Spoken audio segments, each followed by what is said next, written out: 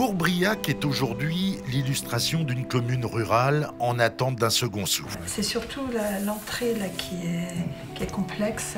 En moins de 6 ans, la commune a perdu plus de 200 habitants, près de 10% de la population totale. La tendance doit être inversée. Plus de 5 millions d'euros sont sur la table pour mener à bien des projets structurants. Ça demande beaucoup de temps, beaucoup d'investissement. C'est de nombreux dossiers à travailler et qui nécessitent une maîtrise totale parce qu'on est quand même sur des investissements financiers conséquents. À commencer par ce projet de maison de santé pluridisciplinaire qui sera livré en juin. Un pari à 2 millions d'euros. L'offre de soins fait partie des services attendus par la population.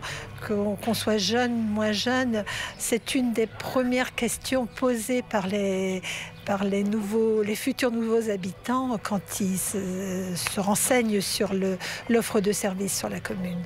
2 écoles, dont une diwan, un collège, Bourbriac veut aussi préserver l'existant. Pour ce faire, une micro-crèche est en projet avec le soutien de la communauté de communes.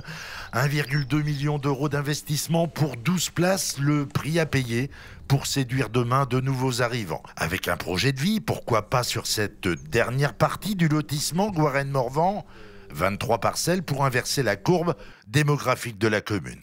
Pour notre futur lotissement, par exemple, ça va faire quand même des lots entre 400 et 700 mètres carrés. Ils sont tous complets. Et donc celui-là, oui, c'est l'espoir d'avoir quand même des familles. Et puis surtout, il faut repeupler aussi pour les écoles, voilà. Je pense que oui, on a une belle dynamique là-dessus, oui. Des initiatives qui ont l'ambition de modifier durablement et positivement l'attractivité de la commune que nous avons soumis à l'expertise d'un urbaniste et économiste. Ici, il y a un projet qui est un projet coordonné à une échelle qui est plus vaste qu'une commune de 2000 habitants, mais qui permet justement de rayonner et de redonner à l'ensemble d'un territoire un peu plus d'efficacité, de qualité de vie. Un territoire vit s'il est équilibré et si tout le monde trouve aspiration à y vivre là où il le souhaite. Si autrefois on pouvait travailler là où l'on vivait, considérons que la formule a vécu.